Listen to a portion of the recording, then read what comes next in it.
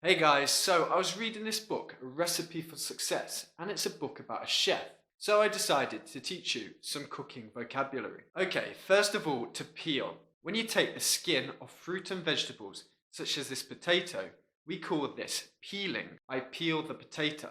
Okay, and next of all, you need to know the verb chop. When you cut vegetables into pieces like this, we call this chopping. And when you cut the vegetables into cubes, this is called dicing.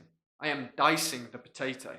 And finally, you need to know the verb to mix. Okay, so I've got my potatoes, they've been fried, and I've added egg.